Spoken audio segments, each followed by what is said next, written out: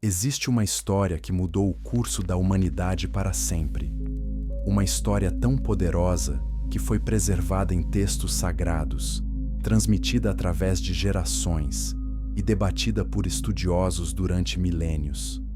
Mas a versão que você conhece pode ser apenas a superfície de algo muito mais profundo e perturbador. Esta não é a história infantil de um velho num barco com animais. Esta é a narrativa completa sobre o maior julgamento divino já registrado. Uma história sobre anjos rebeldes, gigantes que aterrorizavam a terra, corrupção genética que ameaçava a criação e um homem que ousou acreditar quando todo o mundo zombava dele. Os textos antigos revelam detalhes que foram escondidos, censurados ou simplesmente esquecidos. O livro de Enoque, removido da maioria das Bíblias, conta sobre eventos antes do dilúvio que explicam por que Deus tomou uma decisão tão drástica. Os manuscritos do Mar Morto confirmam partes dessa narrativa que muitos consideravam apenas mitos. Gênesis capítulo 6 abre com palavras misteriosas que deixaram teólogos debatendo por séculos. Versos 4 a 6 nos dizem que havia gigantes na terra naqueles dias, quando os filhos de Deus se uniram às filhas dos homens.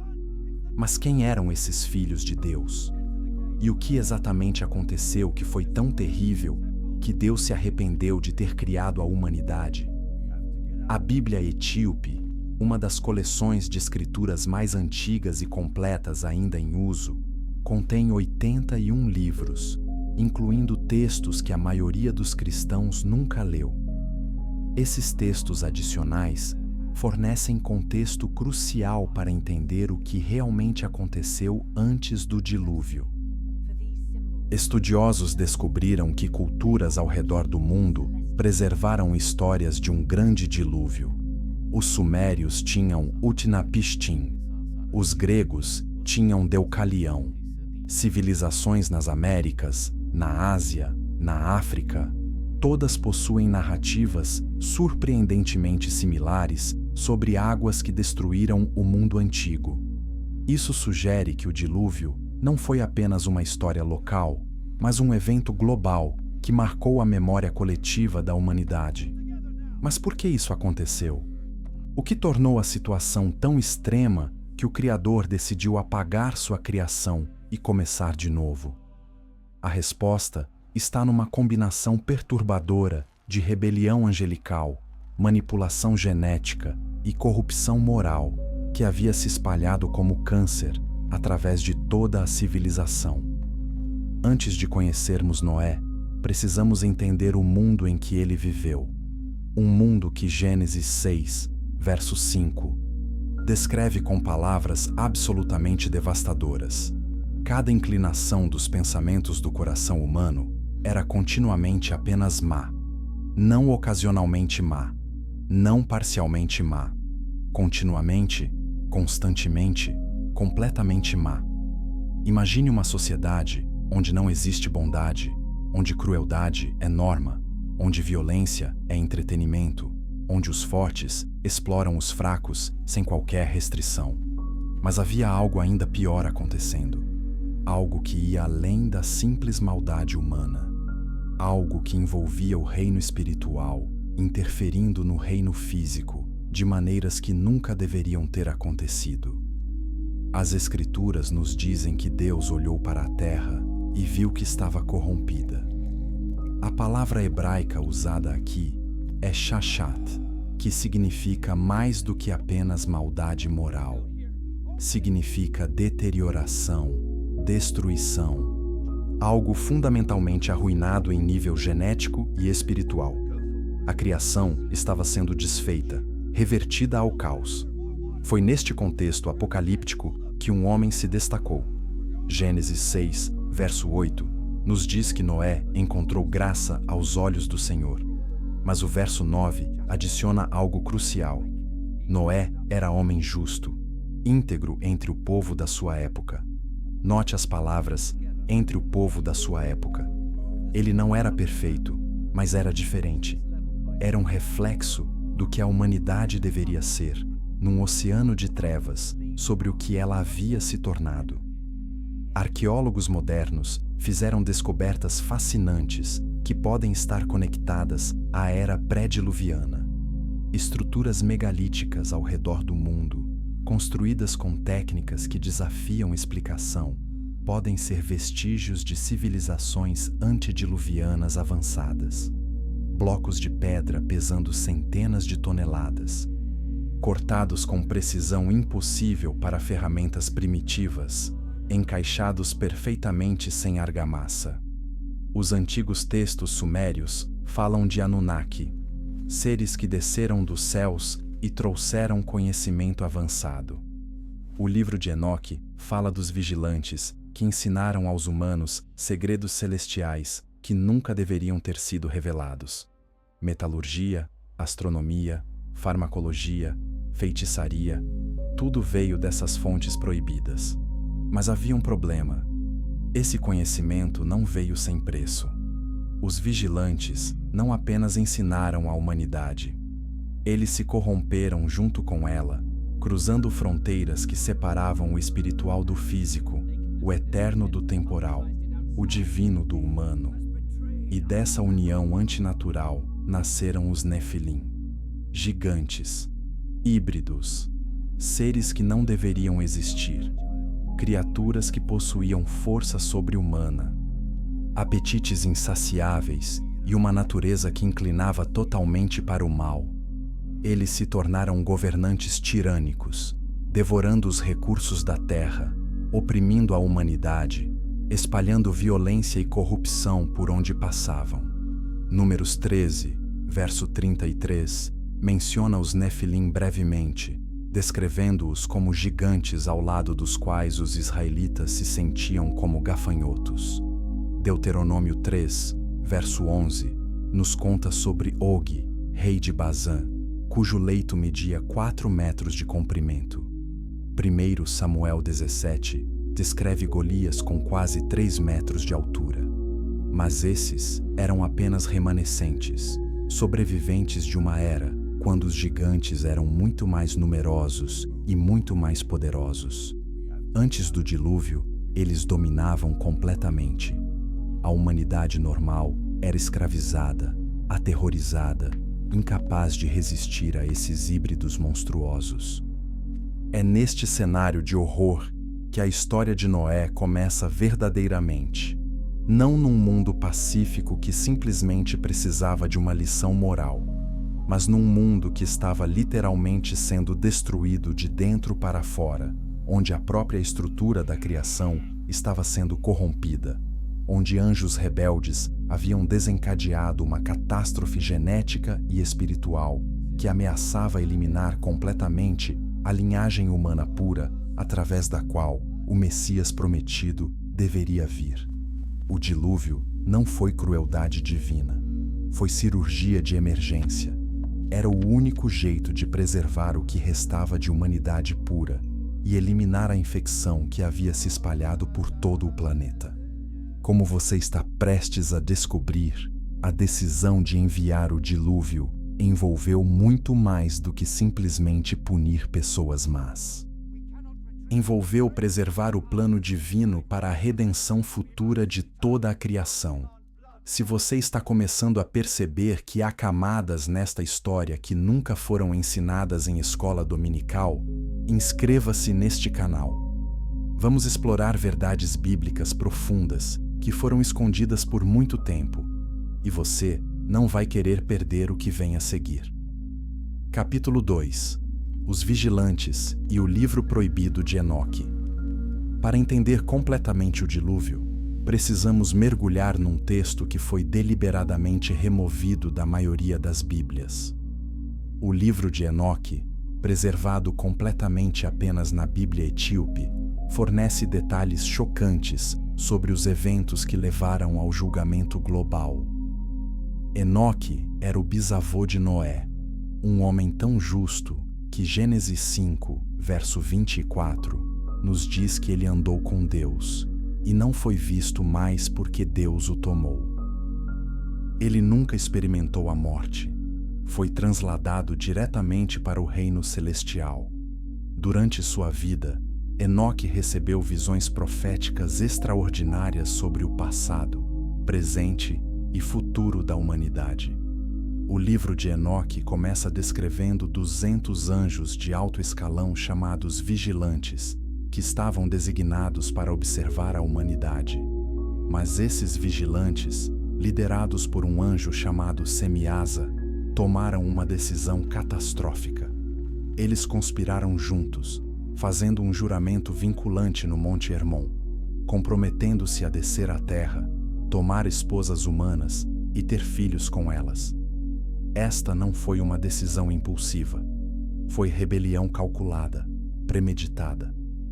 Os vigilantes sabiam que estavam violando leis fundamentais da criação. Eles sabiam que as consequências seriam terríveis.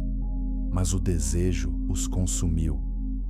E eles escolheram rebelião consciente contra o Criador. Enoque, capítulo 6, nomeia os líderes desta rebelião: Semiasa, Azazel, Araquiel, Rameel, Cocabiel e outros. Cada um desses anjos caídos tinha especialidades específicas que ensinaram à humanidade. Azazel ensinou fabricação de armas e cosméticos de sedução. Araquiel ensinou sinais da terra. Baraquiel ensinou astrologia. Cocabiel ensinou constelações. Ezequiel ensinou conhecimento das nuvens. Sariel ensinou o curso da lua. Por que isso era problemático? Porque esses conhecimentos permitiram que a humanidade manipulasse a criação de maneiras que não estavam prontos para lidar. Feitiçaria, encantamentos, corte de raízes para venenos e drogas, tudo derivou desses ensinamentos proibidos. A sociedade humana rapidamente se corrompeu com esse conhecimento prematuro. Mas o maior problema foram os filhos dessas uniões antinaturais.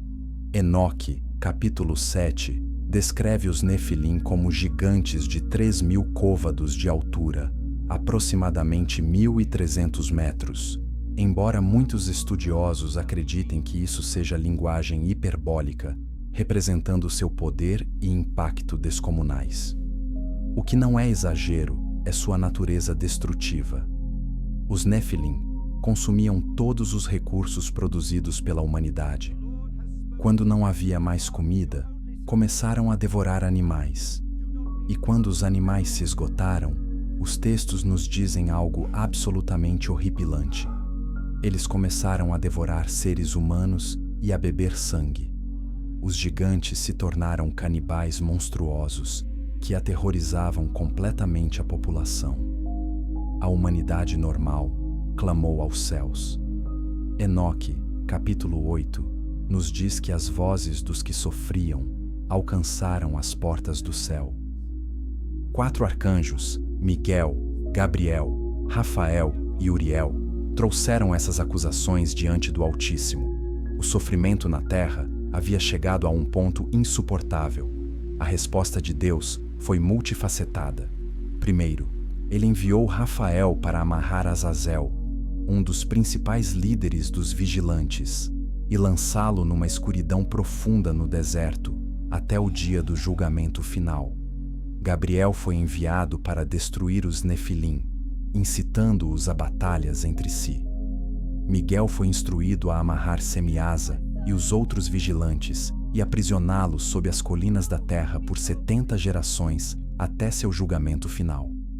2 Pedro 2, verso 4, confirma este aprisionamento. Porque, se Deus não poupou os anjos que pecaram, mas os lançou no inferno, prendendo-os em abismos tenebrosos, a fim de serem reservados para o juízo. A palavra inferno aqui é Tártaros em grego, um termo especial usado apenas esta vez no Novo Testamento, referindo-se especificamente à prisão desses anjos caídos. Judas versos 6 e 7 também confirmam. E aos anjos que não guardaram o seu principado, mas deixaram a sua própria habitação, reservou na escuridão e em prisões eternas até ao juízo daquele grande dia. Estes versos se referem diretamente aos vigilantes que abandonaram seu posto celestial. Mas aprisionar os anjos rebeldes não resolveu o problema dos Nefilim que já existiam ou da humanidade completamente corrompida.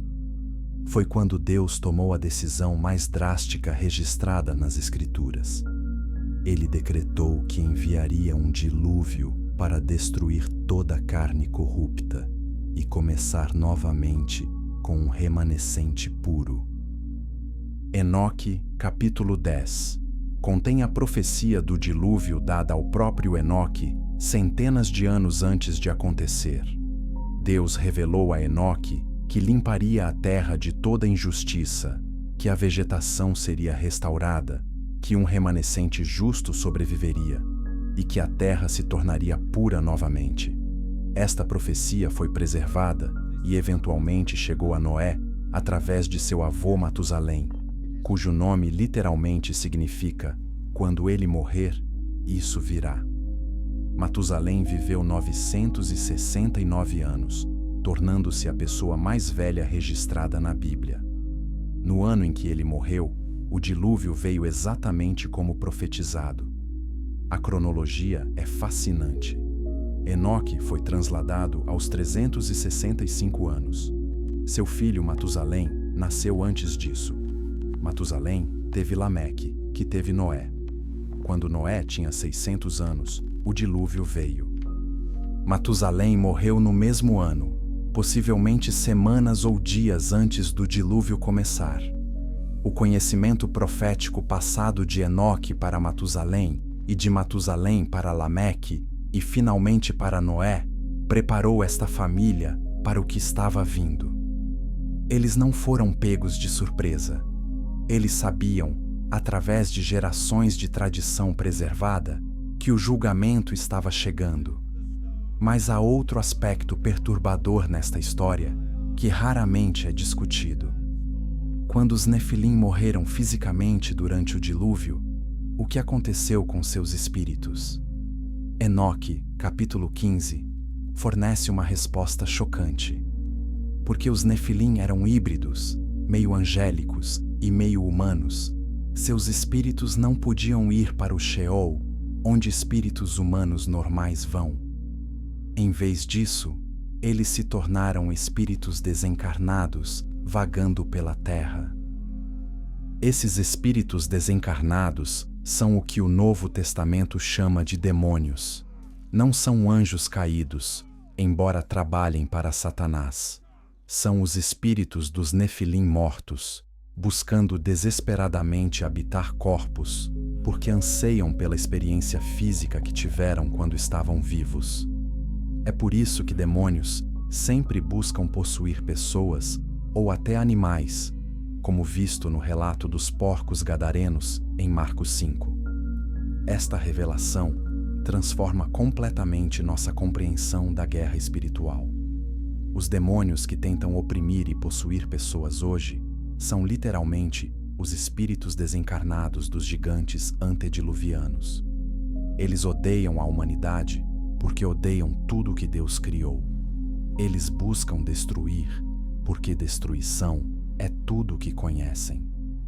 Se esta revelação sobre os vigilantes, Nefilim e demônios está abrindo seus olhos para verdades bíblicas mais profundas, deixe um like neste vídeo. E se você está percebendo que há muito mais nas Escrituras do que ensinamentos superficiais, os comentários estão abertos. Compartilhe seus pensamentos e perguntas abaixo, porque a discussão sobre estes tópicos é como crescemos juntos no entendimento. Capítulo 3. Nefilim, gigantes que governaram a terra. A evidência dos gigantes não desapareceu completamente da terra. Textos antigos, relatos bíblicos e até descobertas arqueológicas controversas sugerem que esses seres extraordinários realmente existiram e deixaram marcas indeléveis na história humana. Gênesis 6, verso 4, faz uma declaração intrigante. Os Nefilim estavam na terra naqueles dias e também depois. A palavra "também depois" é crucial. Significa que mesmo após o dilúvio, gigantes reapareceram. Como isso é possível se o dilúvio destruiu toda a carne corrupta? Estudiosos bíblicos oferecem várias teorias. Alguns sugerem que genes recessivos, Nefilim, sobreviveram através das esposas dos filhos de Noé. Outros propõem que novos eventos de corrupção angelical ocorreram após o dilúvio, embora em escala muito menor. Judas verso 6 indica que nem todos os anjos rebeldes foram imediatamente aprisionados. Alguns permaneceram ativos. O que sabemos com certeza é que quando Israel saiu do Egito e se aproximou da terra prometida, gigantes estavam lá. Números 13 registra os espias enviados por Moisés, retornando com relatos aterrorizantes. Verso 33 diz: Também vimos ali gigantes, filhos de Anak, descendentes dos gigantes, e éramos aos nossos olhos como gafanhotos. E assim também éramos aos seus olhos. Os filhos de Anak eram descendentes dos Nefilim.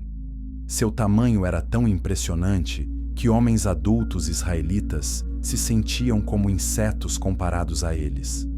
Este não é exagero poético. A linguagem é direta, descritiva e confirmada múltiplas vezes nas Escrituras. Deuteronômio 2, verso 20, menciona os Refaíns, outro grupo de gigantes.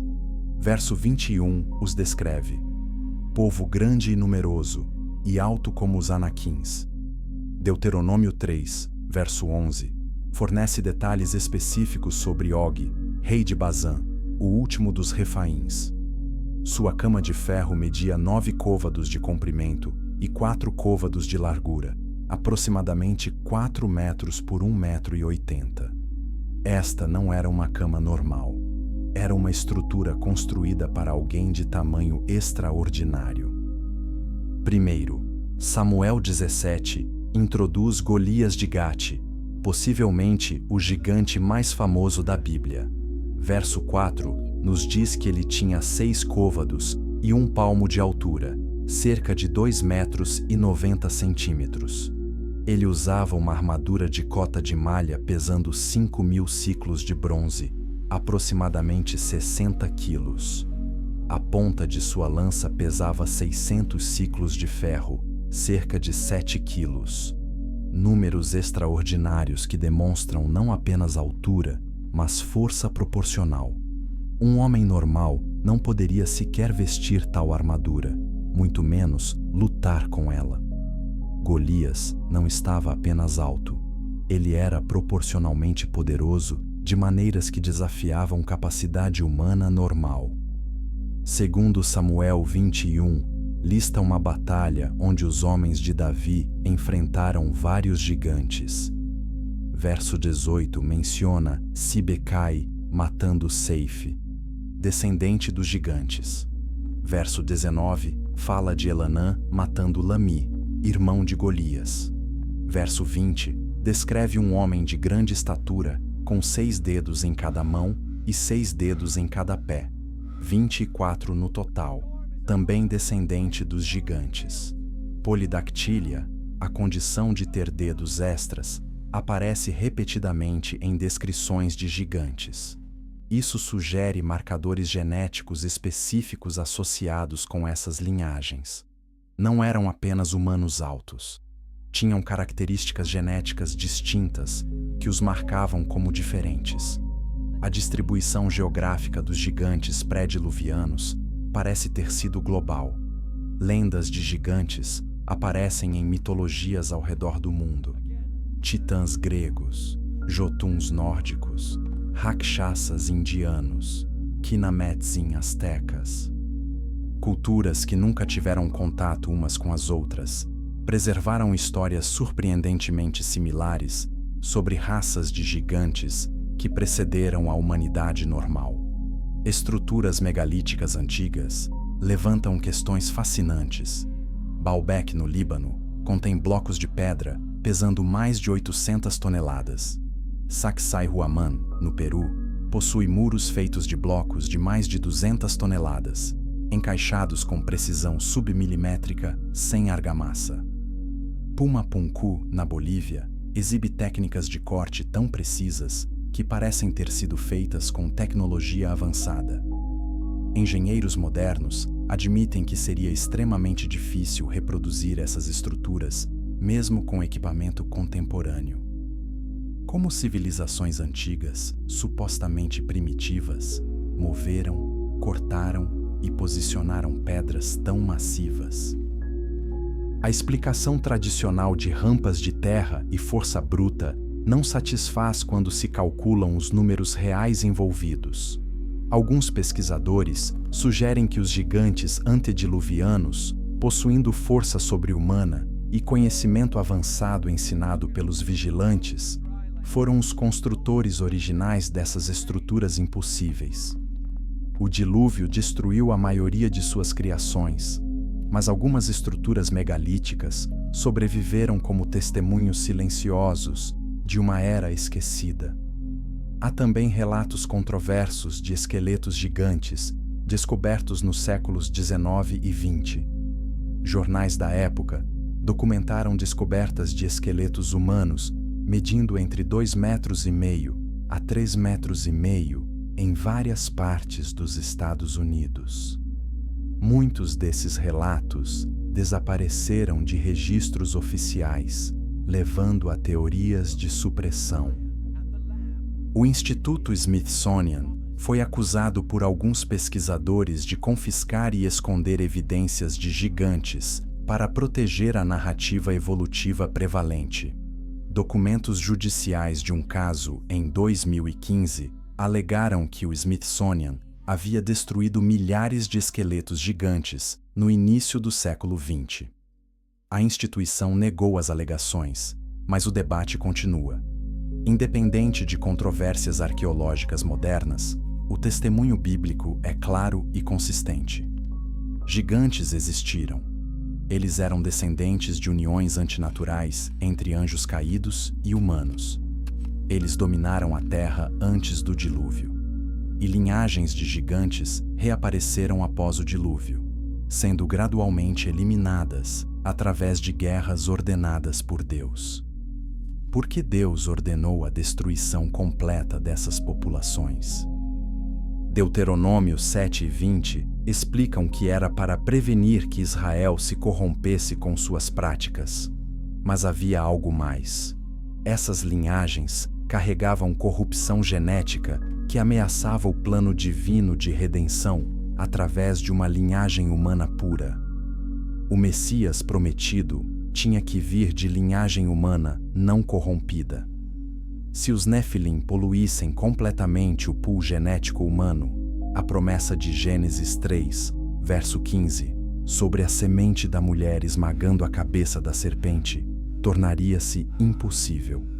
O dilúvio preservou a linhagem pura através de Noé. A eliminação posterior dos gigantes protegeu a linhagem através de Abraão, Davi e eventualmente Maria. Este não é genocídio arbitrário. É guerra espiritual manifestada fisicamente. É Deus protegendo o plano de salvação contra forças demoníacas determinadas a prevenir a vinda do Redentor. Cada batalha contra gigantes que Israel travou era uma batalha pela sobrevivência do plano messiânico. Compartilhe este vídeo com alguém que precisa entender que há muito mais acontecendo nas páginas da Bíblia do que histórias simples. Estas são batalhas cósmicas com consequências eternas, e todos nós fazemos parte dessa narrativa maior. Capítulo 4. O homem escolhido por Deus. Entre a corrupção total, violência descontrolada e opressão pelos Nefilim, um homem permaneceu fiel. Noé não era perfeito, mas Gênesis 6, verso 9, nos dá 3 descritores cruciais sobre ele. Primeiro, ele era justo. Segundo, ele era íntegro. Terceiro, ele andava com Deus. A palavra hebraica para justo é tzadik, indicando alguém que está em relacionamento correto com Deus. Não significa impecável, mas significa que quando Noé pecava, Ele buscava reconciliação. Ele não endurecia seu coração. Ele mantinha sua consciência limpa diante de Deus. Íntegro em hebraico é tamim, uma palavra que significa completo, sem defeito, íntegro. É a mesma palavra usada para animais sacrificiais que não podiam ter imperfeições. Aplicada a Noé, sugere que ele era geneticamente puro, não corrompido pelo DNA Nephilim, que havia poluído grande parte da população humana. Este detalhe é absolutamente crucial. Se Noé tivesse qualquer corrupção genética Nephilim, ele não poderia ter servido como o canal através do qual a humanidade pura seria preservada. A escolha de Noé não foi arbitrária, foi necessária. Ele era possivelmente o último homem na Terra com linhagem genética completamente humana. Andar com Deus é uma expressão usada apenas sobre duas pessoas antes do dilúvio, Enoque e Noé. Indica um relacionamento próximo, pessoal, diário com o Criador. Não era apenas religiosidade formal, era comunhão genuína. Noé falava com Deus, e Deus falava com Noé. Gênesis 6, verso 13, marca um momento transformador. Deus disse a Noé: resolvi dar cabo de toda a carne, porque a terra está cheia da violência dos homens. Eis que os farei perecer juntamente com a terra. Imagine receber esta mensagem. Toda a carne seria destruída. Todo mundo que você conhece, morto. Sua cidade, obliterada. Sua civilização, apagada. A reação inicial de Noé não é registrada, mas podemos inferir que foi de choque absoluto. Deus estava declarando o fim do mundo, não em sentido figurado ou distante. Literalmente, em um futuro próximo, todos morreriam, exceto a família de Noé. Mas com o julgamento veio instrução. Gênesis 6, versos 14 a 22, contém especificações detalhadas para construir uma arca, não um barco comum, uma estrutura massiva projetada para sobreviver a um cataclismo global. As dimensões eram 300 côvados de comprimento, 50 côvados de largura, 30 côvados de altura, aproximadamente centro, e 37 metros por 23 metros por 14 metros. Engenheiros navais modernos analisaram essas dimensões e concluíram que representam proporções quase ideais para estabilidade em mares agitados. A proporção comprimento-largura de 6:1 é próxima da proporção usada em navios modernos. A arca não foi projetada para navegar ou manobrar. Foi projetada simplesmente para flutuar e permanecer estável, exatamente o que seria necessário durante um dilúvio global. O material especificado foi madeira de cipreste, ou possivelmente outra madeira resinosa durável. A estrutura deveria ser impermeabilizada com piche por dentro e por fora. 3 andares com divisões internas, uma porta na lateral, uma abertura de ventilação de um côvado abaixo do telheiro correndo ao longo do comprimento. Deus também informou a Noé exatamente quem sobreviveria. Verso 18 diz: contigo, porém, estabelecerei a minha aliança. Entrarás na arca, tu e teus filhos, e tua mulher, e as mulheres de teus filhos.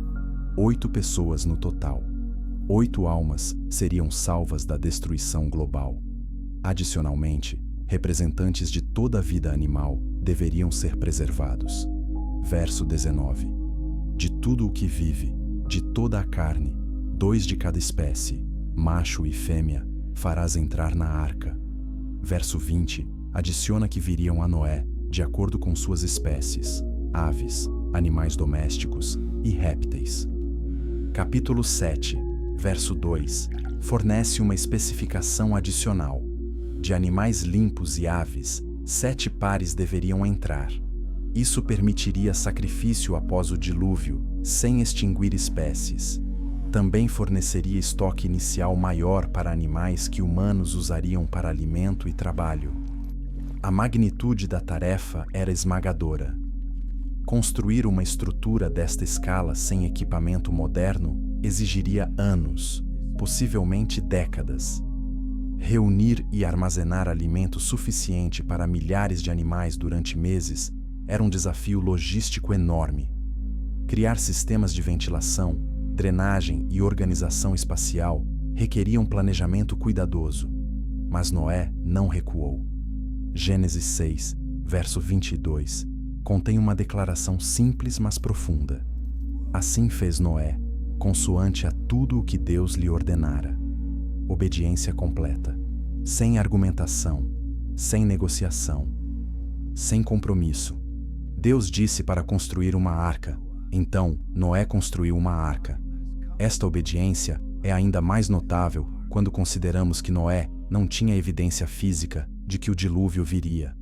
Hebreus 11, verso 7, nos diz: pela fé, Noé, divinamente instruído acerca de acontecimentos que ainda não se viam e sendo temerato, construiu uma arca para a salvação de sua família. Ele agiu sobre o que não via, baseado apenas na palavra de Deus. Não havia chovido ainda. Alguns estudiosos acreditam que antes do dilúvio, a terra era regada por névoa e rios subterrâneos, sem chuva do céu. Se isso for correto, o conceito de água caindo dos céus em quantidade suficiente para inundar o mundo teria sido completamente estranho. Noé estava se preparando para algo sem precedente, baseado unicamente em confiança em Deus. Enquanto Noé trabalhava, ele também pregava. 2 Pedro 2, verso 5, chama Noé de pregador da justiça. Por 120 anos, enquanto construía, ele advertiu seus contemporâneos sobre o julgamento vindouro. Ele implorou para que se arrependessem. Ele explicou que Deus oferecia misericórdia através da arca. Mas ninguém acreditou. Nem uma única pessoa fora de sua família imediata aceitou a mensagem. 120 anos de pregação resultaram em 0 conversões. Como isso deve ter pesado no coração de Noé? Ver pessoas que ele conhecia, talvez amava, rejeitando consistentemente a advertência que poderia salvá-las? Jesus comparou sua segunda vinda aos dias de Noé. Mateus 24, versos 37 a 39. Pois assim como foi nos dias de Noé, também será a vinda do Filho do Homem. Porquanto, assim como nos dias anteriores ao dilúvio comiam e bebiam, casavam e davam-se em casamento, até ao dia em que Noé entrou na arca, e não o perceberam, senão quando veio o dilúvio e os levou a todos, assim será também a vinda do Filho do Homem. A vida continuava normalmente. As pessoas estavam ocupadas com rotinas diárias, casamentos, negócios, entretenimento, tudo prosseguia como sempre. Havia uma normalidade enganosa que entorpeceu as pessoas para o perigo iminente. Elas viam Noé construindo, mas não viam razão para alarme pessoal. Este é um padrão que se repete através da história e continua hoje. Advertências são dadas, evidências são apresentadas, mas a maioria das pessoas continua como se nada fosse acontecer. Normalidade é reconfortante. Mudança radical é desconfortável. Então, as pessoas escolhem negar ao invés de preparar. Se esta história está fazendo você pensar sobre sua própria preparação espiritual, esse é exatamente o ponto. Não perca a mensagem. Deixe um comentário compartilhando suas reflexões, porque às vezes expressar pensamentos ajuda a solidificar decisões importantes. Capítulo 5. Construindo o impossível. 120 anos de fé. Gênesis 6, verso 3, registra Deus dizendo: o meu espírito não agirá para sempre no homem, pois este é carnal, e os seus dias serão 120 anos. Este verso é interpretado de 2 maneiras. Alguns acreditam que limita a vida humana a 120 anos, embora pessoas vivessem muito mais após isso. Outros entendem como o período de tempo que a humanidade tinha antes do dilúvio chegar. Se a segunda interpretação estiver correta, Noé teve 120 anos para construir a arca e pregar arrependimento. 1 século e 2 décadas de trabalho árduo, pregação rejeitada e zombaria constante. Poucas pessoas na história demonstraram perseverança comparável. O processo de construção teria começado com um planejamento cuidadoso. Noé precisava localizar fontes de madeira adequadas, desenvolver métodos para transportar toras enormes, criar ferramentas para cortar e moldar madeira e recrutar ajuda para o trabalho físico. Seus 3 filhos, Sem, Cam e Jafé, teriam sido cruciais. Trabalhando juntos, a família formaria uma equipe de construção pequena, mas dedicada. É possível que eles também contrataram trabalhadores por salário, pessoas dispostas a trabalhar no projeto estranho, mesmo sem acreditar em seu propósito. A preparação do local seria o primeiro passo. Nivelamento de terreno para criar uma fundação estável, onde a arca poderia ser construída e eventualmente lançada quando as águas subissem. O local precisava ser acessível para transporte de materiais, mas também em elevação razoável. Cortar, transportar e preparar madeira suficiente para uma estrutura deste tamanho teria levado anos. Estimativas modernas sugerem que a arca continha aproximadamente 15.000 metros cúbicos de madeira. Isso representa milhares de árvores maduras.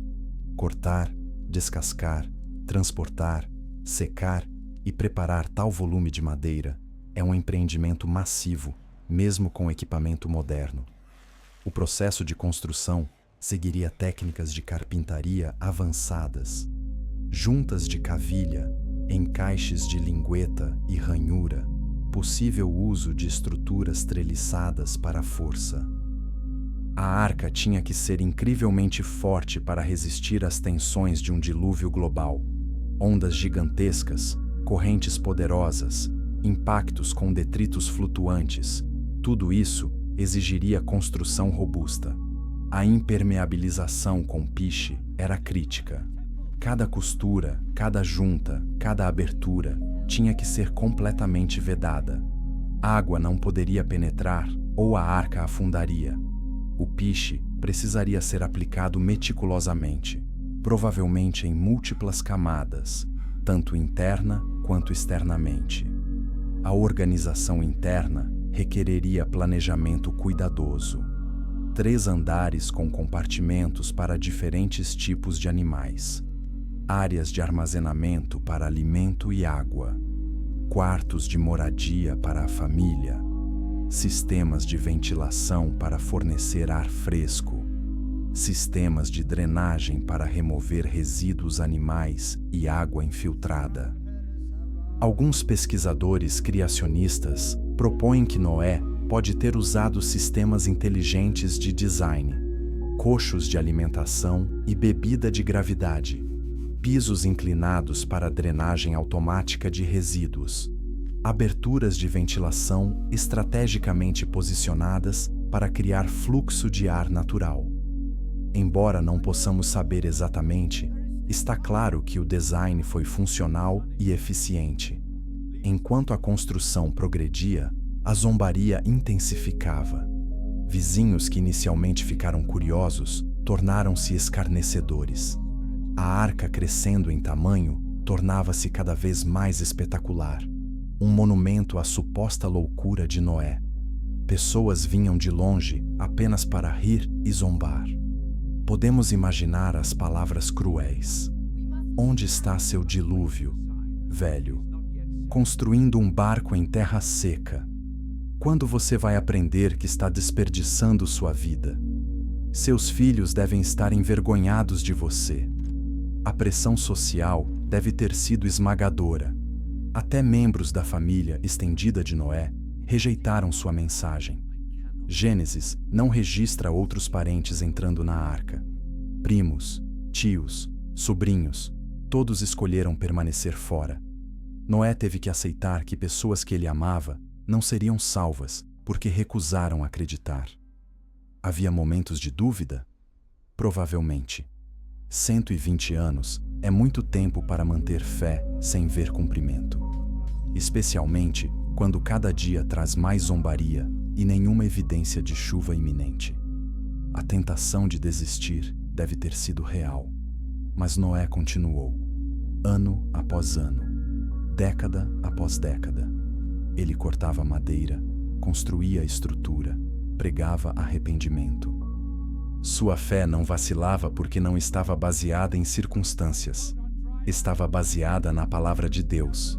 Deus havia falado, e isso era suficiente. Hebreus capítulo 11, o grande capítulo da fé, lista Noé entre os heróis. Verso 7 nos diz que através de sua fé e obediência, ele condenou o mundo. Como? Porque sua obediência destacou a desobediência de todos os outros. Sua preparação expôs a complacência deles. Sua fé revelou a incredulidade deles. Todo martelo batido era um testemunho. Cada tábua colocada era uma pregação silenciosa. A própria existência da arca gritava: julgamento está vindo, preparem-se. Mas a mensagem foi ignorada. À medida que o projeto aproximava-se da conclusão, deve ter havido uma mistura de alívio e apreensão. Alívio, porque a tarefa impossível estava finalmente terminada. Apreensão, porque isso significava que o dilúvio estava próximo. Em breve, tudo que Noé havia avisado tornaria-se realidade. No ano final, Noé tinha 600 anos. A arca estava completa. Os sistemas de armazenamento estavam prontos. Agora era questão de tempo. Deus havia prometido instruir Noé quando entrar. Até então, havia espera e preparação final. Você já trabalhou em algo por anos com outras pessoas, dizendo que você está desperdiçando seu tempo? Você já manteve fé quando cada evidência externa sugeria que você estava errado? Essa é a essência de fé real. E se você está sendo desafiado em sua própria jornada de fé, inscreva-se e fique conectado, porque há muito mais para explorar sobre o que significa confiar em Deus quando nada mais faz sentido. Capítulo 6. Os animais chegam. O milagre que silenciou os zombadores. Gênesis 7, versos 1 a 3, registra as instruções finais de Deus a Noé. Entra na arca, tu e toda a tua casa, porque reconheço que tens sido justo diante de mim no meio desta geração. De todos os animais limpos, tomarás contigo 7 pares, o macho e sua fêmea. Mas dos animais imundos, 1 par, o macho e sua fêmea. Também das aves dos céus, 7 pares, macho e fêmea, para se conservar a semente sobre a face da terra. Mas antes que Noé e sua família entrassem, algo extraordinário aconteceu. Verso 9 diz: entraram de 2 em 2 para junto de Noé na arca, macho e fêmea, como Deus ordenara a Noé. Note que não diz que Noé reuniu os animais. Diz que eles entraram para junto de Noé. Os animais vieram por conta própria. Como isso era possível? Como representantes de cada espécie animal na terra sabiam vir à arca no momento exato? Como aves migratórias da África, mamíferos da Ásia, répteis da América do Sul, todos convergindo para um único ponto. A única explicação é intervenção divina direta. Deus, que criou todas as criaturas, que conhece cada pardal que cai, que alimenta os corvos, chamou seus animais. E eles responderam. Um instinto sobrenatural os guiou através de continentes e oceanos para o lugar de segurança. Imagine a cena. O sol nascendo, revelando um espetáculo impossível. Do horizonte em todas as direções, animais vinham. Não em pânico ou caos, mas ordenadamente, pacificamente, milagrosamente. Predadores andando ao lado de presas sem atacar. Espécies territoriais coexistindo sem conflito. Era como Éden sendo restaurado temporariamente, um vislumbre de como a criação funcionava antes da queda. Leões caminhando ao lado de zebras. Lobos junto com cordeiros. Ursos e veados. Crocodilos e gazelas. O instinto natural de caçar foi suspenso. A programação divina anulou a programação natural. Este era o Criador organizando sua criação para a salvação. As multidões que vieram zombar ficaram em silêncio. Este não era truque, não era ilusão. Animais de todas as espécies, muitos que nunca haviam sido vistos naquela região, aparecendo simultaneamente e dirigindo-se diretamente para a arca. Alguns chegaram por terra, caminhando ou correndo. Outros voaram, círculos de aves escurecendo o céu antes de pousar. Criaturas aquáticas nadaram para perto, esperando. Pela primeira vez em 120 anos, os zombadores não sabiam o que dizer. Este evento desafiava a explicação natural. Era inegavelmente sobrenatural. E sobrenatural significava que talvez, apenas talvez, Noé estivesse certo sobre tudo o mais também. Mas ainda não chovera. O céu estava claro. Então, a maioria das pessoas, mesmo enquanto testemunhavam o impossível, racionalizaram. É estranho, sim, mas não prova nada. Ainda não há sinais de inundação. A capacidade humana de negar evidência é extraordinária.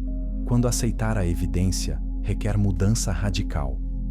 Noé e seus filhos trabalharam rapidamente para ajudar a processar o fluxo constante. Os animais sabiam onde ir, dirigindo-se para os compartimentos apropriados. Grandes herbívoros no nível inferior, animais de médio porte no nível médio, aves e pequenas criaturas no nível superior. Uma organização que parecia orquestrada por uma inteligência além da capacidade animal normal. Algumas questões práticas surgem. Quantos animais havia na arca? A resposta depende de como definimos espécie no texto bíblico. A palavra hebraica min não corresponde exatamente à classificação taxonômica moderna de espécie. Provavelmente se refere mais à família ou gênero. Por exemplo, não havia necessidade de ter cada raça de cachorro. Um par de canídeos poderia produzir toda a diversidade de cães que vemos hoje através de variação genética e seleção. O mesmo para felídeos, equídeos e outras famílias de animais. Este entendimento reduz drasticamente o número de animais necessários. Pesquisadores criacionistas estimam entre 1.000 a 2.000 espécies de animais terrestres e aves, com requisitos para 7 pares de alguns e 2 pares de outros, talvez cerca de 7.000 a 15.000 animais individuais. Um número grande, mas gerenciável dentro do volume da arca. Também é provável que Noé levasse animais jovens quando possível. Juvenis são menores, requerem menos comida e água, e vivem mais tempo após o dilúvio para reproduzir. Não faria sentido levar dinossauros adultos gigantes quando jovens seriam mais práticos. E sim, dinossauros teriam sido incluídos. Eles eram animais terrestres que respiravam ar, portanto se qualificavam para a preservação. A chegada dos animais continuou por dias. O evento não foi instantâneo. Levou tempo para milhares de criaturas convergirem de todo o mundo, serem processadas e acomodadas.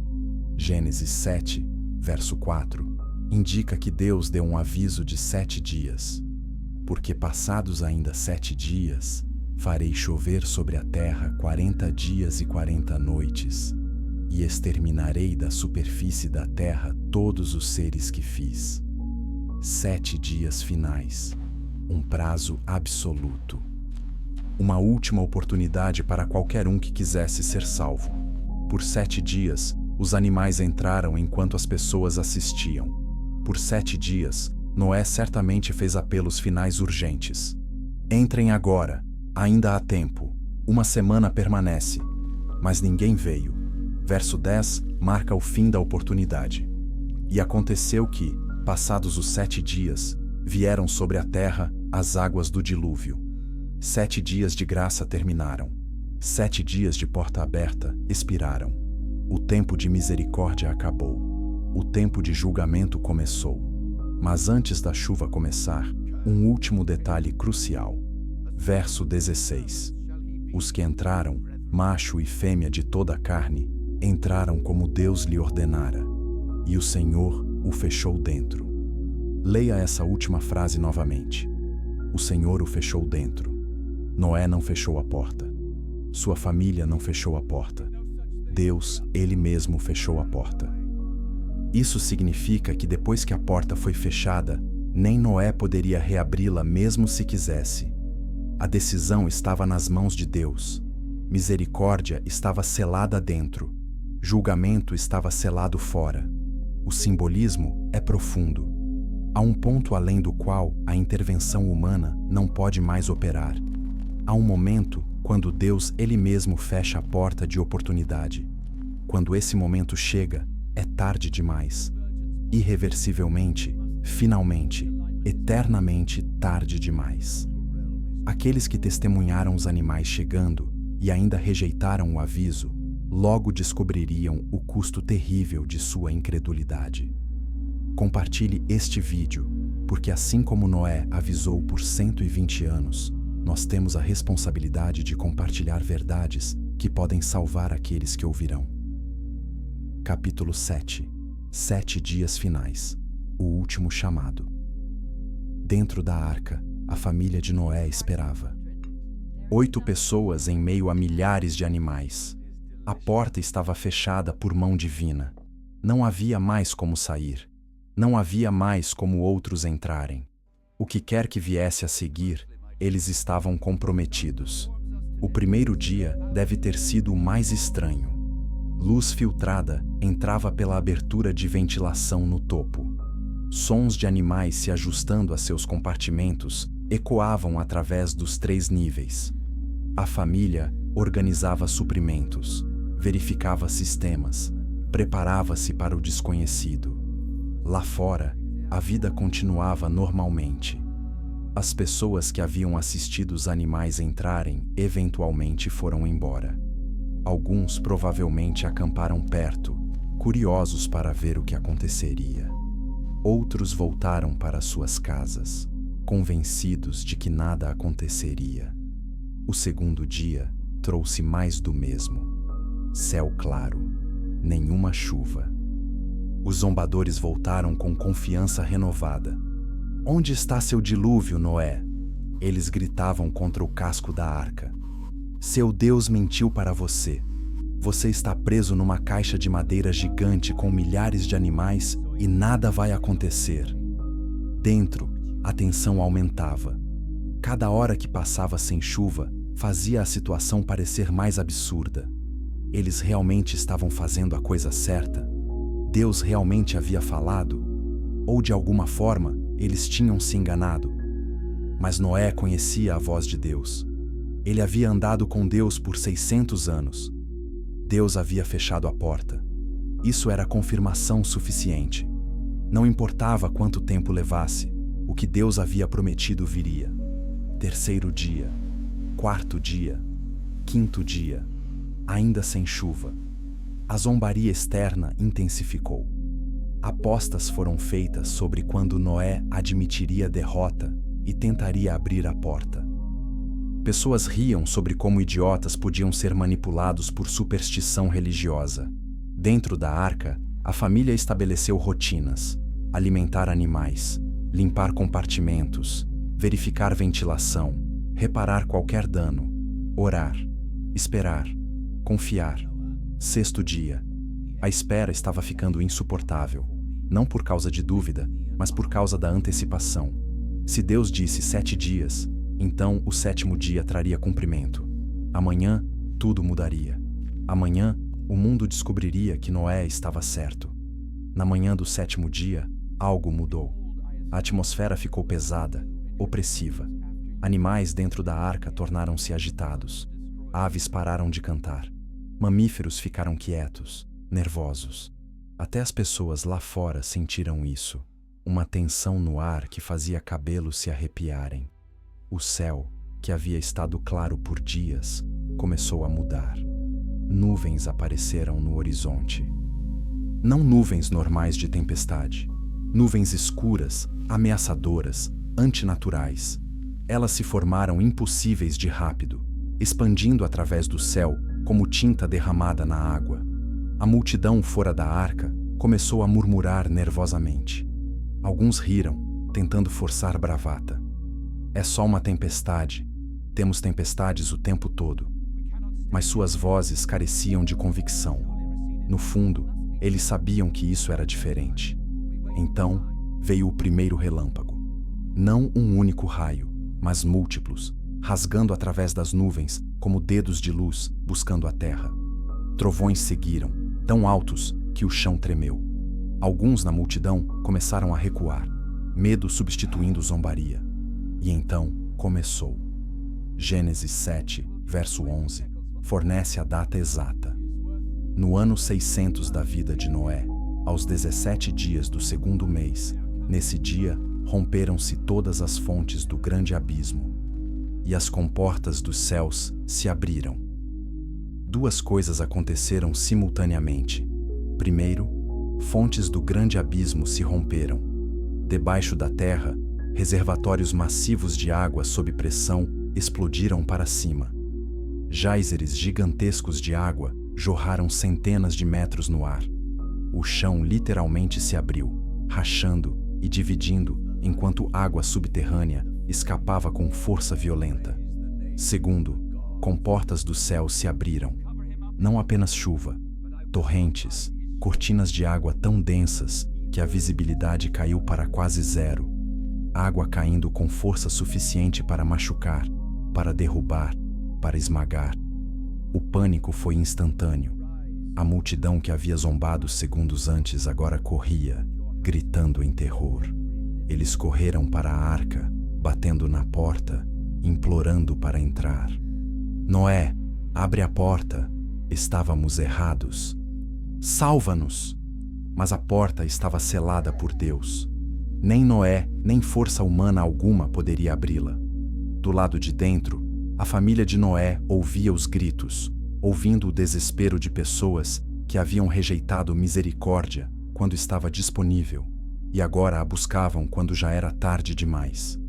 2 Pedro 2, verso 5, nos diz que Deus não poupou o mundo antigo, mas preservou Noé, pregador da justiça, com mais 7 pessoas, ao trazer o dilúvio sobre o mundo de ímpios. 120 anos de pregação, 120 anos de advertências ignoradas. Agora, em um dia, o julgamento prometido veio. A violência das águas aumentava minuto a minuto. O chão transformou-se em lama, depois em correnteza, depois em rio furioso. Pessoas tentaram correr para terreno mais alto, mas não havia terreno alto suficiente. A água subia mais rápido do que eles podiam subir. Estruturas começaram a desmoronar. Casas construídas por gerações foram varridas em segundos. Paredes sólidas desintegraram-se sob o ataque das águas. Árvores foram arrancadas. Pedras foram movidas. Tudo que a humanidade havia construído estava sendo desmontado pela fúria combinada de água acima e água abaixo. A arca começou a levantar. No início, apenas um pouco, balançando enquanto a água ao redor aumentava. Depois, mais visivelmente, subindo acima do nível do solo, flutuando, exatamente como projetada para fazer. A estrutura que havia sido zombada como loucura, agora revelava sua verdadeira genialidade. Pessoas tentaram se agarrar ao casco, tentando subir, buscando qualquer superfície acima da água. Mas a arca era impermeabilizada com piche e não oferecia apertos. E continuava subindo, subindo, subindo, enquanto as águas cresciam. Os gritos continuaram por dias. Dias. Não foi uma morte rápida e misericordiosa. Foi uma extinção lenta e agonizante, enquanto a água subiu metro por metro, forçando as pessoas para elevações cada vez mais altas, até que não havia mais lugar para ir. Dentro da arca, a família de Noé ouviu tudo. Cada grito, cada súplica, cada momento de terror final. Isso é algo que histórias infantis nunca abordam. O trauma psicológico de ser salvo enquanto ouvindo o mundo inteiro morrer do lado de fora. Gênesis 7, verso 17, nos diz: Durou o dilúvio 40 dias sobre a terra, 40 dias de chuva constante, 40 dias de fontes subterrâneas jorrando, 40 dias de morte e destruição. E em tudo isso, a arca flutuou seguramente, preservando a vida que Deus havia escolhido salvar. Se você está percebendo que esta história trata de consequências reais de escolhas espirituais, que julgamento divino não é apenas conceito teológico abstrato, mas realidade terrível, então deixe um like. E se você está entendendo que misericórdia tem prazo de validade, que chega um ponto quando é tarde demais, compartilhe essa verdade com outros. Capítulo 8. Quando as águas cobriram o mundo. Gênesis 7, verso 19, descreve a extensão do dilúvio. As águas prevaleceram excessivamente sobre a terra e cobriram todos os altos montes que havia debaixo de todo o céu. Verso 20 adiciona: 15 côvados acima prevaleceram as águas, e os montes foram cobertos. Cada montanha, cada pico, cada elevação na terra foi submersa. Isso significa um dilúvio global, não local. A linguagem não deixa espaço para interpretação de inundação regional. Todo o planeta foi coberto. Toda a terra firme desapareceu sob uma camada de água de 7 metros acima dos picos mais altos. Isso levanta questões. De onde veio tanta água? A atmosfera simplesmente não contém umidade suficiente para cobrir montanhas. A resposta está em verso 11. Fontes do grande abismo se romperam. A maioria da água veio de baixo, não de cima. Antes do dilúvio, a Terra pode ter tido estrutura diferente. Muitos criacionistas propõem um modelo de dossel de vapor, uma camada de vapor de água na alta atmosfera que criava um efeito estufa uniforme, explicando por que fósseis de plantas tropicais são encontrados em regiões polares. Quando este dossel colapsou, contribuiu para o dilúvio, mas a fonte principal eram reservatórios subterrâneos massivos. Mesmo hoje, cientistas descobriram vastos oceanos de água presos em rochas profundas no manto terrestre. Estimativas sugerem que há mais água dentro da Terra do que em todos os oceanos da superfície combinados. Se essa água fosse liberada explosivamente através de rachaduras na crosta, poderia facilmente inundar o mundo. A erupção dessas fontes teria sido catastrófica.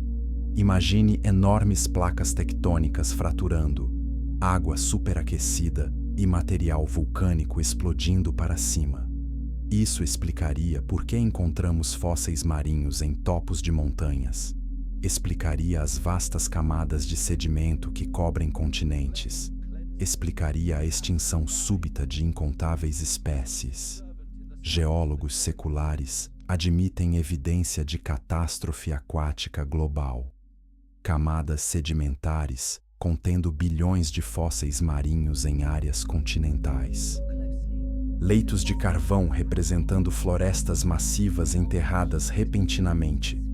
Vastos depósitos de petróleo e gás natural, derivados de biomassa enterrada sob pressão. Canyons profundos escavados por inundação catastrófica.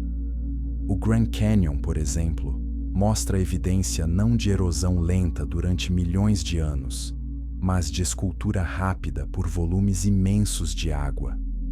Camadas rochosas dobrando sem fratura, indicando que foram depostas rapidamente e dobraram enquanto ainda macias. falta de erosão entre camadas supostamente separadas por milhões de anos. Tudo aponta para a deposição rápida durante evento catastrófico. De volta ao dilúvio. Gênesis 7, verso 22, descreve o resultado. Tudo o que tinha fôlego de vida em suas narinas, tudo o que havia em terra seca, morreu.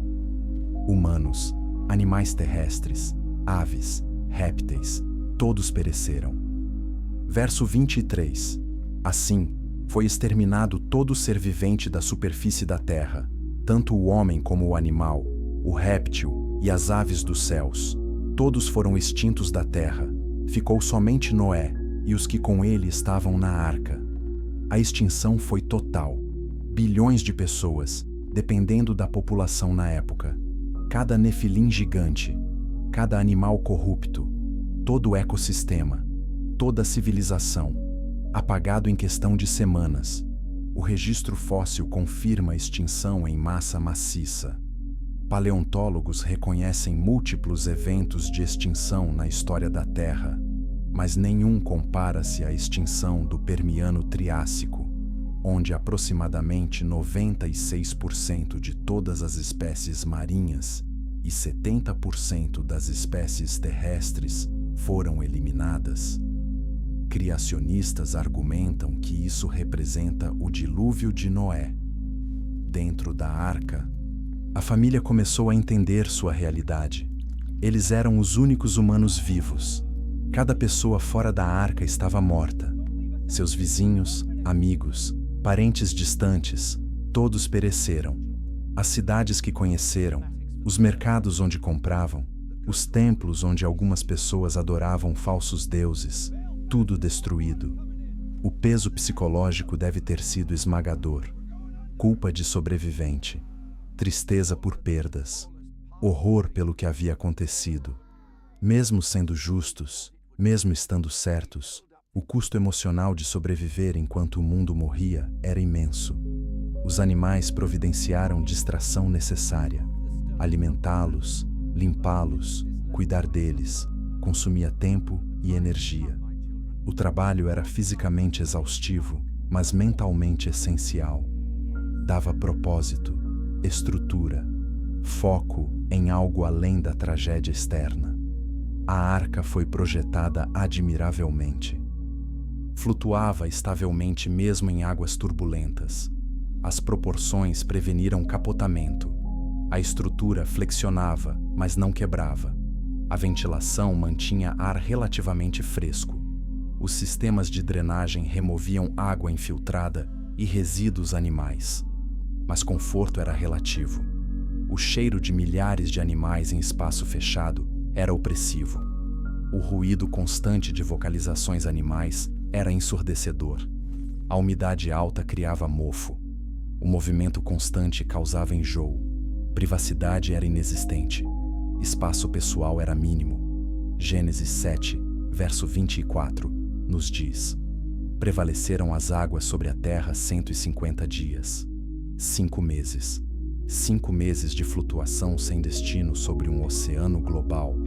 Sem terra à vista. Sem marco de referência. Sem maneira de saber onde estavam ou para onde iam. Este foi teste de fé diferente de construir a arca. Construção tinha propósito visível, progresso mensurável, mas flutuar na arca, não havia nada a fazer exceto sobreviver dia após dia, confiando que Deus não os havia esquecido. É aqui que muitas pessoas falhariam, na espera, na incerteza, no silêncio de Deus após a dramática intervenção. É fácil ter fé durante milagres óbvios. É difícil manter fé durante o que parece abandono.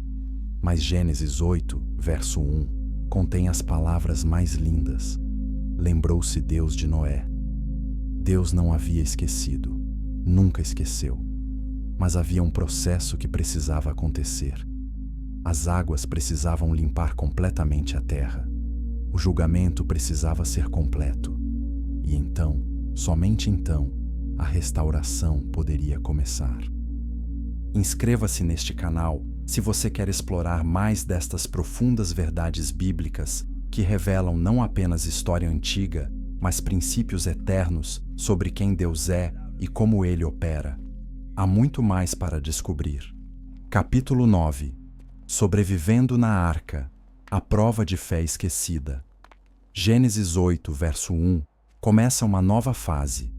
Lembrou-se Deus de Noé, de todos os animais selvagens e de todos os animais domésticos que estavam com ele na arca. E Deus fez soprar um vento sobre a terra, e baixaram as águas. A palavra lembrou não implica que Deus tinha esquecido. Em hebraico, zakar significa agir em favor de alguém, intervir ativamente. Deus fez vento soprar. Este não era vento natural, era vento divino, sobrenaturalmente forte, projetado para acelerar evaporação e empurrar águas. Ao mesmo tempo, verso 2 nos diz: cessaram as fontes do abismo e as comportas dos céus, e deteve-se a chuva dos céus. As fontes que haviam jorrado pararam. As comportas que haviam despejado fecharam. A fonte de água nova cessou. Agora era questão de águas existentes recuarem, um processo governado por evaporação, absorção no solo e redistribuição geográfica. Verso 3. E as águas iam se escoando continuamente de sobre a terra e minguaram ao cabo de 150 dias. O processo de recuo levou tanto tempo quanto o processo de inundação. 5 meses para encher, 5 meses para esvaziar. Simetria que sugere design intencional. Verso 4 marca um momento crucial. E a arca repousou no 7º mês, no dia 17 do mês, sobre os montes de Ararate. Depois de 5 meses de deriva, a arca encalhou em algo sólido. Não pousou gentilmente numa praia. Repousou sobre montanhas, significando que estava em grande altitude. Montanhas de Ararate são uma cadeia no que hoje é Turquia Oriental, perto das fronteiras com Armênia e Irã. O pico mais alto, Monte Ararate Maior, eleva-se mais de 5.000 metros acima do nível do mar. A arca não necessariamente pousou no pico mais alto, mas em algum lugar nesta região montanhosa. Expedições modernas têm procurado restos da arca nesta região. Algumas alegaram ter encontrado estruturas de madeira fossilizadas em altas altitudes. Fotos de satélite mostram anomalias que alguns interpretam como arca preservada em gelo glacial. Mas evidência conclusiva permanece elusiva. Mesmo que a arca fosse encontrada hoje, céticos provavelmente negariam sua autenticidade. Aqueles determinados a não acreditar sempre encontrarão razões para rejeitar evidências. A fé não depende de artefatos arqueológicos. Depende de confiança na palavra de Deus. Para Noé e família, encalhar na montanha trouxe alívio misturado com frustração. Alívio porque finalmente pararam de derivar sem rumo. Havia algo sólido sob eles, mas frustração porque ainda estavam presos. Água cercava as montanhas. Descer era impossível. Espera continuava. Verso 5. E as águas foram minguando até o 10º mês. No 10º mês, no primeiro dia do mês, apareceram os cumes dos montes. 3 meses após encalhar, outros picos de montanha tornaram-se visíveis. A família podia ver terra novamente, embora ainda distante e inalcançável. Ver terra após 8 meses de ver apenas água deve ter sido emocionalmente poderoso. Provas visuais de que o mundo estava voltando. Esperança tangível de que eventualmente deixariam a arca. Mas quando? Quanto tempo mais? Verso 6. Ao cabo de 40 dias, abriu Noé a janela que fizera na arca. 40 dias após os topos das montanhas aparecerem, Noé decidiu investigar ativamente. Ele não podia descer e explorar pessoalmente, mas podia enviar exploradores alados. Verso 7. E soltou um corvo, o qual, tendo saído, ia e voltava, até que se secaram as águas sobre a terra. Corvos são carniceiros. Podem comer carne morta, sementes, quase qualquer coisa. O corvo que Noé soltou encontrou alimento suficiente nos detritos flutuantes para sobreviver sem retornar à arca permanentemente. Ele ia e voltava, mas não trouxe informação útil sobre condições de terra seca. Verso 8. Depois, soltou uma pomba para ver se as águas haviam minguado da superfície da terra. Pombas requerem árvores, plantas, sementes frescas. Não podem sobreviver indefinidamente em ambiente aquático. Se a pomba encontrasse condições habitáveis, ficaria. Se não, retornaria. Verso 9. Mas a pomba, não achando onde pousar o pé, tornou a ele para a arca, porque as águas cobriam ainda a terra. Noé, estendendo a mão, tomou-a e a recolheu consigo na arca. Primeiro teste falhou. Terra ainda não estava pronta. Verso 10. Esperou ainda outros 7 dias, e de novo soltou a pomba fora da arca. Paciência. Mais espera. Mais confiança de que Deus estava operando mesmo quando o progresso parecia lento. Verso 11 traz avanço. À tarde, voltou a pomba, e eis no seu bico uma folha nova de oliveira. Entendeu, pois, Noé que as águas tinham minguado de sobre a terra. Uma folha de oliveira fresca, pequeno sinal verde que comunicava volumes. Árvores estavam vivas, vegetação estava crescendo novamente, terra estava se recuperando. Oliveiras podem sobreviver submersão temporária e brotar novamente. A folha provava que vales tinham drenado suficientemente para a vegetação emergir. Mas a pomba retornou, indicando que condições ainda não eram ideais. Verso 12. Então, esperou ainda outros 7 dias e soltou a pomba, mas não tornou mais a ele. Terceiro teste bem-sucedido. A pomba encontrou habitat adequado e permaneceu. Isso significava que terra seca extensiva existia, com alimento e abrigo disponíveis. Mas Noé não agiu impulsivamente. Verso 13. No ano 601, no primeiro mês, no primeiro dia do mês, secaram-se as águas de sobre a terra. Então, Noé removeu a cobertura da arca e olhou, e eis que a superfície da terra estava seca. Primeiro dia do primeiro mês do novo ano. Simbolicamente, um novo começo. Noé removeu parte da cobertura superior e olhou para fora. Terra seca até onde podia ver. Mas ainda não saíram. Por quê? Porque Deus não havia dado permissão. Verso 14. E no segundo mês, aos 27 dias do mês, a terra estava seca. Totalmente, completamente seca. Não apenas superficialmente, mas profundamente. Pronta para a sustentação de vida. Verso 15 e 16. Então, falou Deus a Noé, dizendo: Sai da arca, tu e tua mulher, teus filhos e as mulheres de teus filhos. Finalmente, a ordem divina para desembarcar. 1 ano e 10 dias após entrarem, eram livres para sair. Eles haviam esperado obedientemente. Mesmo quando condições pareciam adequadas, esperaram pela palavra de Deus. Esta é fé madura. Não presumir, não correr à frente, mas mover-se somente quando Deus diz mover. Compartilhe este vídeo com alguém que está esperando por avanço.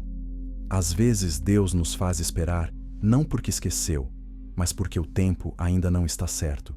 E quando o seu tempo chega, é perfeito. Capítulo 10. As águas retrocedem. Esperança. Após o julgamento. Gênesis 8, verso 17, continua as instruções. Todos os animais que estão contigo, de toda a carne, tanto de aves como de gado, e de todos os répteis que rastejam sobre a terra, traze-os para fora contigo, para que se reproduzam abundantemente na terra, sejam fecundos e se multipliquem. O propósito era claro: repovoar a terra, reconstruir ecossistemas, começar novamente. Verso 18. Então saiu Noé e seus filhos e sua mulher. e as mulheres de seus filhos. Imagine aquele momento. A porta que havia sido selada por mais de um ano, abrindo finalmente. Luz do sol real, não filtrada, inundando dentro. Ar fresco, não reciclado, enchendo pulmões. O cheiro de terra, plantas, vida nova. Noé pisou na rampa, tocando o solo pela primeira vez desde o dilúvio começar. Seus joelhos quase cederam. O chão era estável, sólido, gloriosamente imóvel. Não mais balanço constante da arca. Não mais incerteza flutuante. Terra firme. Realidade sólida. Sua família seguiu, um por um. Cada pessoa com suas próprias emoções. Alívio, gratidão, admiração, tristeza pelos perdidos, esperança pelo futuro. Lágrimas fluíam livremente enquanto se ajoelhavam no chão, tocando, agarrando, sentindo a terra sob suas mãos. Verso 19. Todo animal, todo réptil e toda ave, tudo o que se move sobre a terra, conforme as suas famílias, saiu da arca. Por horas, talvez dias, animais desembarcaram. Assim como haviam entrado de forma ordenada, agora saíam sistematicamente. Grandes animais primeiro, descendo rampas cuidadosamente. Depois médios, depois pequenos. Aves voando para a liberdade, círculos de alegria no céu. Répteis deslizando para fora, buscando pedras aquecidas pelo sol. Os animais se dispersaram rapidamente, instinto guiando-os para habitats apropriados. Herbívoros buscaram vegetação nova. Predadores os seguiram. Aves migraram para regiões adequadas. Anfíbios procuraram corpos d'água. Cada criatura encontrando seu lugar no mundo restaurado. O que Noé viu quando olhou ao redor? Uma paisagem drasticamente transformada. As montanhas, sim, mas reconfiguradas. Vales preenchidos com sedimento. Novos leitos de rio esculpidos pela drenagem catastrófica. Depósitos massivos de pedras, lama e restos orgânicos. Vegetação já estava crescendo, mas era nova, jovem, pioneira. Gramíneas, arbustos, brotos de árvores brotando de sementes e raízes que sobreviveram. A terra exibia um verde tenro de começos frescos, não a exuberância madura do mundo pré-diluviano.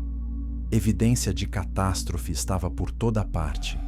Pilhas de troncos fossilizados, árvores arrancadas e depositadas em camadas massivas. Esqueletos de criaturas marinhas depositados em terra onde oceanos haviam temporariamente invadido. Camadas sedimentares visíveis em falésias e desfiladeiros, testemunhal do enterro rápido durante o dilúvio. Mas não havia corpos humanos à vista. Por quê? Porque corpos humanos e animais terrestres, sendo menos densos, teriam flutuado e se decomposto.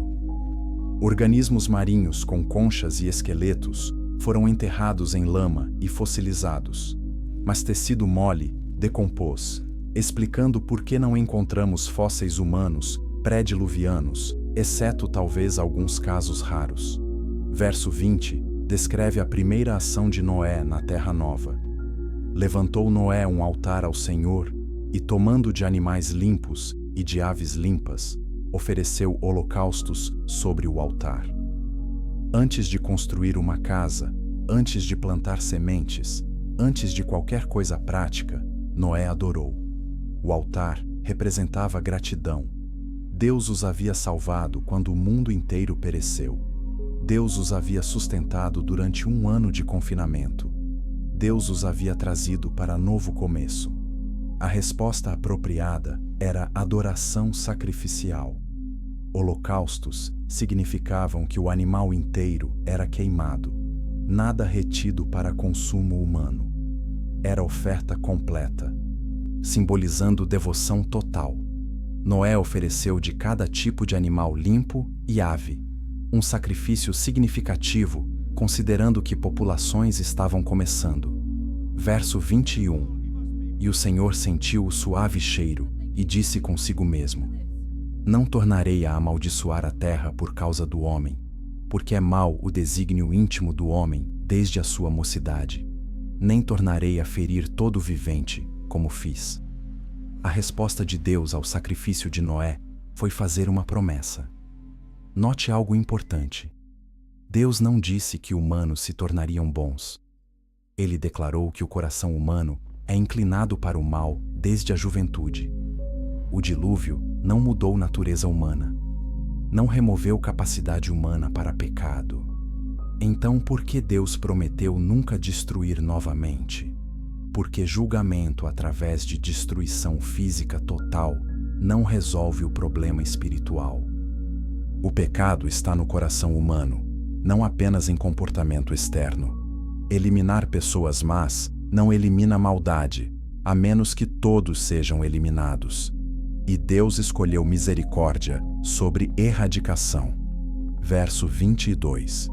Enquanto durar a terra, não deixará de haver sementeira e ceifa, frio e calor, verão e inverno, dia e noite. Esta promessa estabeleceu ciclos naturais confiáveis. Estações continuariam. Agricultura seria possível. Natureza operária sob leis consistentes. Esta previsibilidade é fundamental para a civilização. Se clima fosse completamente caótico, planejamento seria impossível. Mas Deus garantiu padrões suficientemente consistentes para que humanos pudessem plantar com expectativa razoável de colher, construir com confiança de que estruturas durariam, fazer planos com base em regularidade de estações. Gênesis 9, versos 1 a 7, elaboram a nova ordem mundial. Verso 1.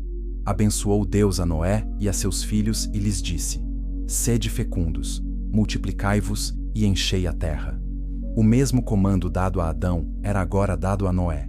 Um novo começo para a humanidade. Verso 2 introduz mudança significativa. Tereis medo e pavor de vós, todo animal da terra, toda ave dos céus, tudo o que rasteja sobre a terra e todos os peixes do mar. Nas vossas mãos são entregues. Relacionamento entre humanos e animais mudou. Antes do dilúvio, coexistência pacífica era possivelmente normal. Agora, animais temeriam humanos. Por que esta mudança? Verso 3 explica: Tudo o que se move e vive, ser-vos-á para mantimento. Como vos dei a erva verde, tudo vos dou agora. Humanos agora tinham permissão para comer carne. Antes do dilúvio, a dieta prescrita era vegetariana. Após o dilúvio, animais tornaram-se fonte de alimento.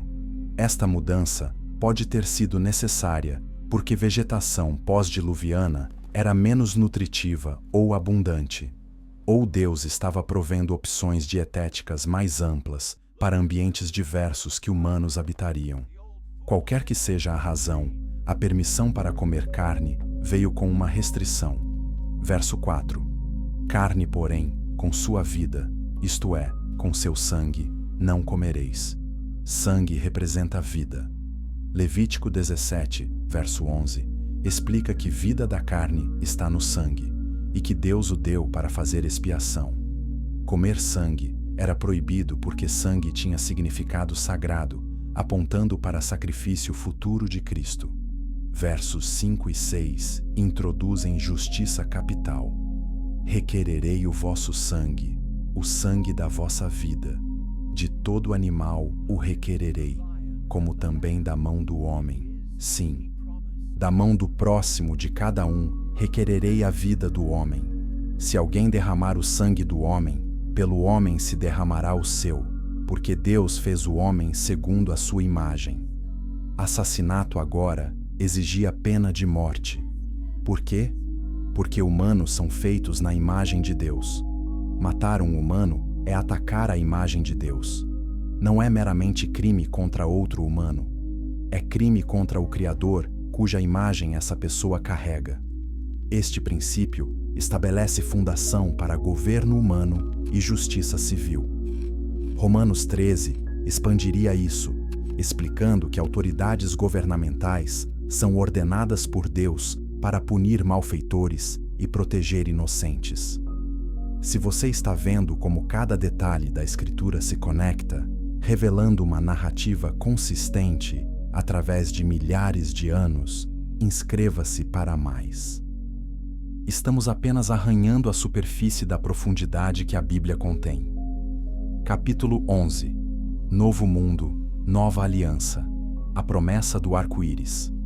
Gênesis 9, versos 8 a 17, registram a aliança formal de Deus, não apenas com Noé, mas com toda a criação.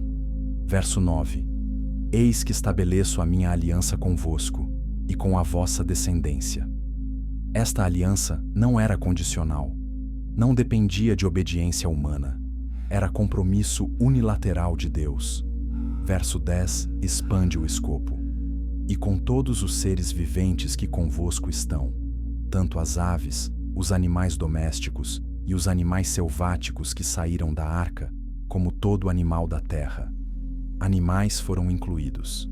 Esta aliança protegia toda a vida, não apenas humanos. Verso 11 declara o núcleo da promessa. Estabeleço a minha aliança convosco. Não será mais destruída toda a carne por águas de dilúvio, nem haverá mais dilúvio para destruir a terra. Nunca mais um dilúvio global. Nunca mais destruição aquática de toda a vida. Garantia divina absoluta. Mas promessas precisam de sinais, especialmente para humanos que facilmente esquecem. Verso 12. Disse Deus: Este é o sinal da aliança que faço entre mim e vós, e entre todos os seres viventes que estão convosco, para perpétuas gerações. Um sinal perpétuo, durando para sempre, visível a todas as gerações. Verso 13. Porei nas nuvens o meu arco, será por sinal da aliança entre mim e a terra. O arco-íris. Fenômeno natural causado por refração de luz solar através de gotículas de água, criando espectro visível de cores. Mas agora infundido com significado teológico profundo. Alguns estudiosos sugerem que arco-íris não existiam antes do dilúvio. Se a Terra era coberta por dossel de vapor ou tinha atmosfera diferente, condições para formar arco-íris podem não ter existido. O primeiro arco-íris teria sido marcante, surpreendente, perfeitamente memorável como sinal inaugural. Outros argumentam que arco-íris sempre existiram fisicamente, mas Deus os designou agora com novo significado. Assim como pão e vinho existiam antes de Jesus os usar em comunhão, arco-íris existiam, mas foram investidos com simbolismo de aliança. Versos 14 e 15 elaboram: Quando eu trouxer nuvens sobre a terra e aparecer o arco nas nuvens, então me lembrarei da minha aliança, firmada entre mim e vós e todos os seres viventes de toda a carne. E as águas não se tornarão mais em dilúvio, para destruir toda a carne. Note que Deus diz: me lembrarei. O arco-íris não é primariamente para nos lembrar, embora faça isso. É declarado como lembrança para Deus. Claro, Deus não esquece.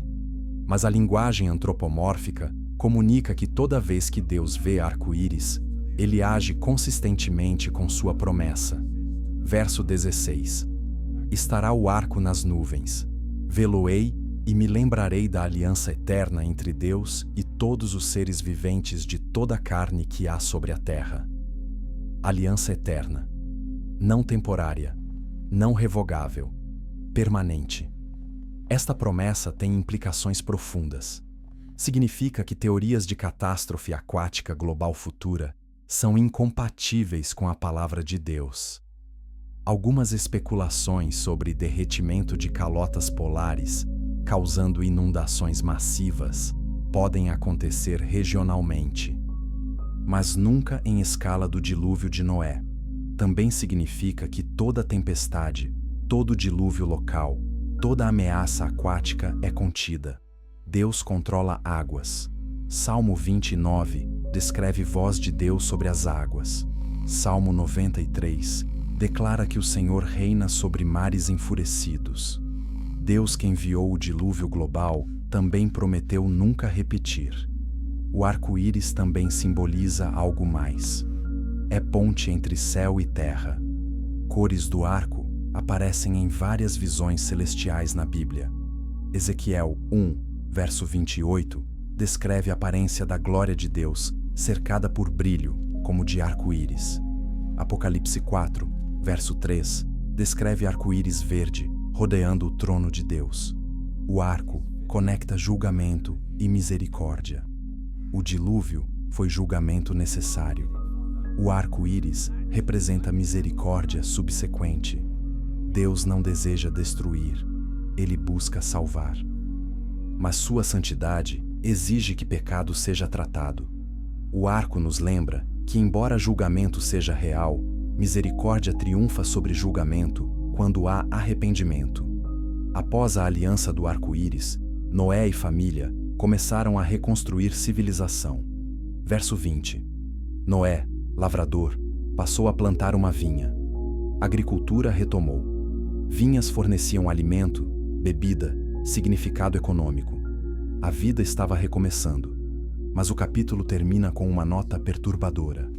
Versos 21 a 27 relatam que Noé se embriagou com vinho, ficou nu em sua tenda, e seu filho Cam o viu e contou aos irmãos.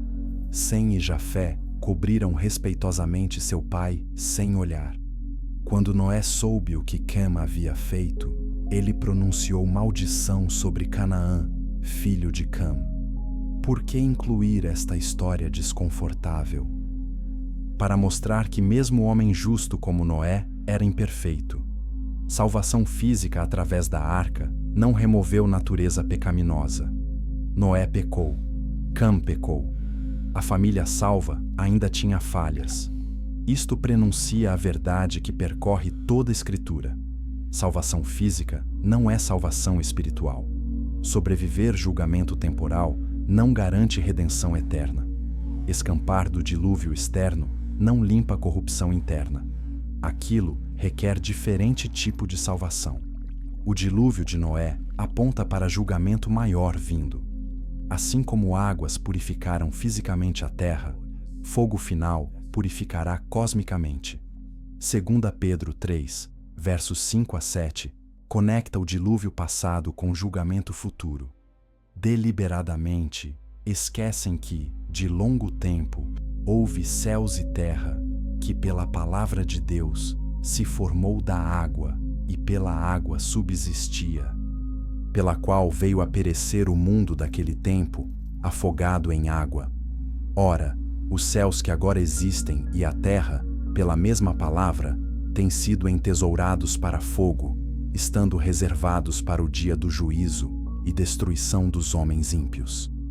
O dilúvio foi verdadeiro, histórico, global, e foi prelúdio. O próximo julgamento não será por água, mas por fogo. E assim como havia apenas uma arca de segurança então, há apenas um caminho de salvação agora.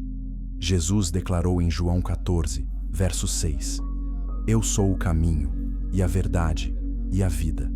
Ninguém vem ao Pai, senão por mim. Assim como entrar na arca era o único meio de escapar do dilúvio, aceitar Cristo é o único meio de escapar da ira vindoura. Atos 4, verso 12, confirma: E não há salvação em nenhum outro, porque abaixo do céu não existe nenhum outro nome, dado entre os homens, pelo qual importa que sejamos salvos. Não há múltiplos caminhos, não há alternativas, apenas Jesus. O arco-íris nos lembra da fidelidade de Deus, sua misericórdia, sua paciência, mas também nos lembra de que julgamento é real. Deus julga pecado. Ele deve, porque Ele é santo. Mas Ele providenciou escape através de Jesus Cristo. A porta da arca eventualmente fechou. Chegou um momento quando era tarde demais. Jesus advertiu que sua segunda vinda seria similar. Mateus 25 descreve 10 virgens, 5 prudentes e 5 nécias. Quando o noivo chegou, as nécias buscaram entrada, mas a porta estava fechada. Verso 12 registra as palavras terrificantes. Mas ele respondeu: Em verdade vos digo que não vos conheço. Não presuma que sempre haverá tempo para decisão espiritual. Não assuma que a porta ficará aberta indefinidamente. Tiago 4, verso 14, nos lembra: Vós não sabeis o que sucederá amanhã. Que é a vossa vida? Sois, apenas, como neblina que aparece por instante e logo se dissipa. A história de Noé não é apenas sobre passado distante. É advertência para agora. É convite para hoje. É escolha que você deve fazer. Noé escolheu construir quando todos zombavam. Ele escolheu entrar quando a porta abriu. Ele escolheu confiar quando águas vieram. E ele sobreviveu porque obedeceu. Você está ouvindo a voz de Deus? Você está respondendo enquanto ainda há tempo? Ou você está entre aqueles que verão os sinais, ouvirão as advertências e ainda escolherão rejeitar? O arco-íris brilha hoje, assim como brilhou para Noé. A promessa permanece, mas a exigência de resposta também permanece. Escolha sabiamente. Escolha rapidamente. Escolha Cristo. Se esta mensagem tocou seu coração, se você percebe que precisa fazer decisão, não espere. Os comentários abaixo estão abertos. Compartilhe onde você está em sua jornada espiritual. E se você conhece alguém que precisa ouvir esta verdade, compartilhe este vídeo. Você pode ser o instrumento que Deus usa para salvar alguém. Inscreva-se para mais ensinamentos bíblicos profundos que desafiam, inspiram e transformam. A história de Noé é apenas uma das muitas verdades poderosas esperando para serem descobertas nas páginas da Escritura. Obrigado por caminhar por esta jornada através do dilúvio. Que você encontre sua arca de salvação em Jesus Cristo, antes que a porta feche e seja tarde demais. Deus o abençoe.